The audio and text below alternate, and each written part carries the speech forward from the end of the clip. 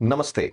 अगर आपसे पूछा जाए कि क्या वजह है कि तलवार से ज्यादा नुकसान गोली मारने से होता है, तो इसका फिजिक्स में बड़ा इजी आंसर है। Kinetic energy equals to half m v square. गतिज ऊर्जा का सूत्र होता है 1/2 गुना द्रव्यमान गुना वेग का स्क्वायर। इस कैलकुलेशन में दो चीजें बहुत इंपॉर्टेंट हैं। एक, द्रव्यमान मतलब मास ऑफ ऑब्जेक्ट, जिस चीज से आप मार रहे हैं उसका द्रव्यमान कितना है, मास कितना है। दूसरा, वेलोसिटी यानी कि वेग, किस स्पीड से वो चीज जाके हिट कर रही है। तलवार के केस में तलवार के पास द्रव्यमान गोली से ज्यादा है। फॉर एग्जाम्पल, हम यहां पर एक एग्जाम्पल लेते हैं। तलवार जो है, तलवार 5 से 7 किलो की होती है, या भारी से भारी तलवार आप लेंगे तो वो 10 किलो तक चली जाएगी। लेकिन जब आप तलवार को चलाएंगे तो किसी भी कंडीशन में आप 50 मीटर पर सेकेंड से ज्यादा की वेलोसिटी अटेन नहीं कर सकते। दूसरी तरफ जब आप गोली चलाते हैं तो गोली भले आपने सबसे छोटी राइफल से चलाई हो, फॉर एग्जांपल 0.22 के बैरल से आपने फायर किया। अब 0.22 की गोली जो होती है वो अप्रोक्सीमेटली 2.6 ग्राम्स की होती है। अब इस स्पीड का छर्रा जिसे आप कह रहे हैं वो भी अगर जा रहा है तो 330 मीटर पर सेकंड की स्पीड से जाता है। अगर इसे फॉर्मूला में फिट किया जाए तो इसकी गतिज ऊर्जा यानी कि काइनेटिक एनर्जी हो जाएगी अप्रोक्सीमेटली 140 जूल, 140 जूल। और आपकी जानकारी के लिए बता दूं कि आदमी के शरीर में किसी भी आदमी की स्किन, उसकी स्किन के नीचे की फेसिया जो लेयर होती है, वो फैट वाली लेयर होती है, वो 30 जूल से ज्यादा नहीं झेल सकती। इसी कारण 0.22 की गोली जो होती है वो आदमी की बॉडी में घुस जाती है। थोड़ा आगे चलते हैं। अब अगर मैं बात करूं AK-47, जो दुनिया का सबसे फेमस और हर एक फौजी का फेवरेट वेपन है। AK-47 जिसका राउंड 7.62 इंटू 39 mm का होता है। आपने देखा होगा ये जब चलता है तो सबसे बड़ी चीज इसके पास है इसकी स्पीड। इसकी स्पीड होती है लगभग 715 मीटर पर सेकंड, यानी कि स्पीड ऑफ साउंड से भी तेज। अब 715 मीटर पर सेकंड की स्पीड से चलने वाला ये राउंड अगर हम इसके वेट से इसको मल्टीप्लाई करें और काइनेटिक एनर्जी निकालने की कोशिश करें तो अप्रोक्सीमेटली 2000 जूल, जी हां, 2000 जूल ऊर्जा लेकर ये जा रहा है। अब आदमी के जिस्म से इसका कंपैरिजन करते हैं। किसी भी इंसान के शरीर में सबसे स्ट्रांग पार्ट होता है उसकी खोपड़ी और उसकी चेस्ट, और यही सबसे वाइटल पार्ट भी होते हैं। आदमी की चेस्ट को फाड़ने के लिए गोली के पास एनर्जी होनी चाहिए लगभग 170 जूल। जी हां, 170 जूल। और आदमी की खोपड़ी में घुसने के लिए गोली के पास एनर्जी होनी चाहिए लगभग 250 जूल। अब आप देखेंगे AK-47 के राउंड में 2000 जूल एनर्जी है। शायद इसीलिए AK-47 का राउंड लगने के बाद बचने के चांस बहुत कम होते हैं। और AK के राउंड में ये कैपेसिटी होती है कि वो खोपड़ी के आर पार निकल जाए। इस फिजिक्स से हमने ये समझा कि गोली कैसे डैमेज करती है, लेकिन हम तो ये सीखने आए थे कि गोली से बचा कैसे जाए। तो चलिए फिजिक्स की हेल्प से सीखते हैं कि गोली जब आ रही है तो गोली से बचने के क्या तरीके हो सकते हैं।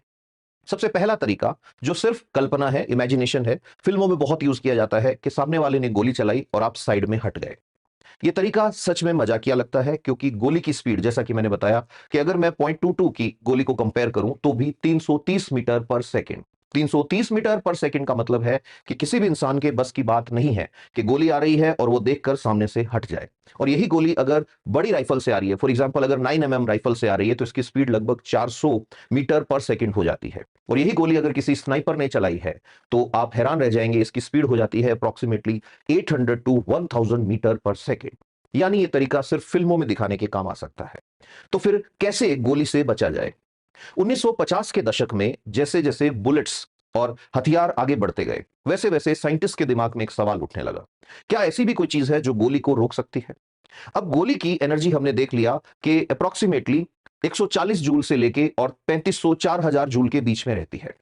तो 140 जूल से लेके 4000 जूल की एनर्जी वाली गोली को रोकने के लिए आपके पास दूसरा बड़ा तरीका हो सकता है। आप मेटल की बड़ी प्लेट लगा दीजिए। मेटल बहुत स्ट्रांग होता है, गोली को रोक भी लेगा, लेकिन यहां एक समस्या आती है। आपको जितनी बड़ी गोली को रोकना है, मेटल की प्लेट उतनी ही मोटी होनी चाहिए। तो हुआ क्या कि बुलेट प्रूफ वेस्ट जब बनाई गई तो वो इतनी भारी हो गई कि उसे पहनने के बाद फौजी चल नहीं पा रहा है। अब ये वाली आपने अक्सर देखी होगी कि या तो मेटल प्लेट्स या फिर सिरेमिक ग्लास जो होते हैं, फाइबर ग्लास जो होते हैं, उनका एक मिक्सचर होता है, पॉलीमर्स और ग्लास को मिला के बनाया जाता है। जब जो बहुत वीआईपी पर्सनैलिटीज होते हैं, प्राइम मिनिस्टर है या प्रेसिडेंट है, वो जब अपना स्पीच दे रहे होते हैं तो देखा होगा एक कांच के पीछे खड़े होते हैं। लेकिन हमारे फौजी, हमारे पुलिस वाले इस तरह से खड़े नहीं रह सकते। तो इनके लिए वरदान बन के आया स्टेफनी का एक आविष्कार। स्टेफनी काम कर रहे थे पॉलीमर्स पे। पॉलीमर्स मतलब बहुलक, बहुलक मतलब ऐसे फाइबर्स जिनमें छोटे छोटे छोटे छोटे छोटे छोटे यूनिट्स बार बार रिपीट होते हों।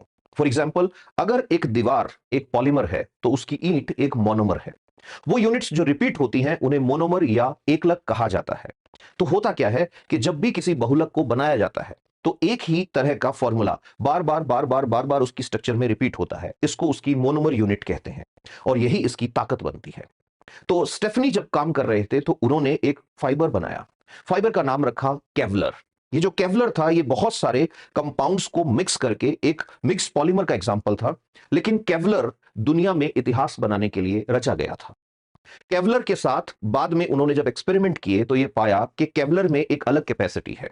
वो कैपेसिटी क्या है कि केवलर पर जैसे ही आके गोली टकराती है तो केवलर गोली की एनर्जी को अपने सारे फाइबर्स में डिस्ट्रीब्यूट कर देता है।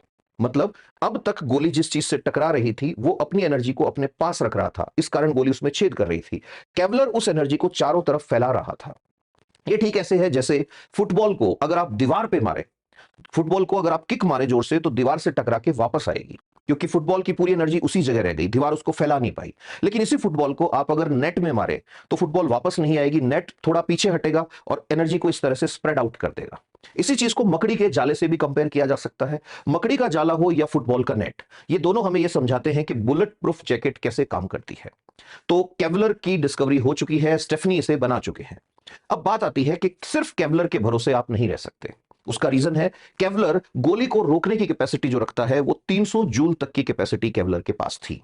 लेकिन यहां तो गोली जो है वो आ रही है 4000 जूल तक की एनर्जी लेके। तो क्या किया जाए? एक काम करो, अलग अलग कैटेगरी की जैकेट्स बनाओ और बुलेट प्रूफ जैकेट्स को नंबर दे दो। उन नंबर्स को कहते हैं लेवल। तो लेवल 2 का bullet proof jacket, level 2A का बुलेट प्रूफ जैकेट, लेवल 3 का बुलेट प्रूफ जैकेट, लेवल 4 का बुलेट प्रूफ जैकेट। जब आपको 200 जूल तक की एनर्जी का खतरा हो तो आप लेवल 2A यूज करेंगे। जैसे ही आप जाएंगे लेवल 2 में तो 600 जूल तक आप इसे रोक सकते हैं। जैसे ही आप जाएंगे लेवल 3 में, लेवल 3 में आप 3000 जूल तक की गोली को रोक सकते हैं। और जैसे ही इसको क्रॉस करना है, यानी 3000 जूल से ऊपर की गोली को रोकना है, आप पहनेंगे लेवल 4 जैकेट। इसीलिए पुलिस वालों की जैकेट लेवल 2 रहती है। जो आर्मी के जो लोग होते हैं या पैरामिलिट्री के जो लोग होते हैं उनकी लेवल 3। और जिन लोगों को फ्रंट पे जाना है या स्पेशल ऑपरेशन ग्रुप्स हमारे जो हैं या एसएफ वाले जो जवान हैं, उन लोगों को जब बुलेट प्रूफ जैकेट देने की बात आती है तो according to seriousness of the operation level 4 की बुलेट प्रूफ वेस्ट उनके पास होनी चाहिए। खैर, कौन सी होती है ये डिफेंस का इंटरनल मैटर है, हम यहां फिजिक्स की बात कर रहे थे। तो अब फिजिक्स ये कहता है कि एक काम करो, केवलर की एक लेयर अगर 300 जूल तक रोक रही है तो उसको सपोर्ट करने के लिए कुछ और लेयर्स लगाई जाएं। तो आज जो बुलेट प्रूफ जैकेट आती है उसमें 4 लेयर कम से कम होती है। सबसे पहली लेयर में होता है केवलर। दूसरी लेयर जो होती है उसमें होता है डायनीमा। डायनीमा भी एक तरह का फाइबर है, ये भी स्प्रेड आउट करता है एनर्जी को। इसके पीछे लगी होती है सिरेमिक प्लेट। ये जो सिरेमिक प्लेट है, इस सिरेमिक प्लेट में मेटल का मिक्स भी होता है, ये बैरियर का काम करती है। और सबसे पीछे की साइड लगता है UHMWPE। Now what is UHMWPE? Ultra high molecular weight polyethylene. ये भी एक पॉलीमर है। ये पॉलीमर भी उसको गोली को रोकेगा और आपकी बॉडी को प्रोटेक्शन देगा। इससे फायदा क्या हुआ? नई बुलेट प्रूफ जैकेट्स बहुत ही हल्की हैं और नई बुलेट प्रूफ जैकेट्स बड़ी इजीली आप कैरी कर सकते हो। अब बुलेट प्रूफ जैकेट्स में एक क्रांति आ रही है। क्रांति क्या आ रही है कि बुलेट प्रूफ जैकेट को और हल्का और मजबूत और इतना स्ट्रांग बनाने के लिए कि वो स्नाइपर की गोली को भी आराम से झेल जाए, आ गया है carbon nano tubes. Formula simple है, जो चीज जितने छोटे मॉलिक्यूल्स वाली होगी वो उतने ही एफिशिएंटली, उतने ही अच्छे से गोली को रोकेगी। फॉर एग्जाम्पल, एक चीज आपको इमेजिन करनी है कबड्डी के गेम में।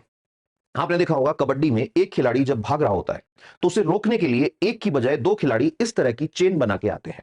ह्यूमन चेन किसी भी चीज को रोक सकती है। क्यों रोक सकती है? तो हमें यहां इमेजिन करना है कि छोटे छोटे पार्टिकल्स की जगह इंसान है और वो बन गया एक पॉलीमर। तो कार्बन नैनो ट्यूब्स को लगा के नई तरह की और एडवांस वाली बुलेट प्रूफ जैकेट्स बन रही हैं। हो सकता है इसमें कुछ और एडवांसमेंट्स भी हों और फ्यूचर में हम बात करेंगे इसी तरह की और चीजों पर। जुड़े रहिए, देखते रहिए, मस्त रहिए, व्यस्त रहिए। होपफुली आपको यह समझ आया होगा कि बुलेट प्रूफ जैकेट कैसे काम करती है।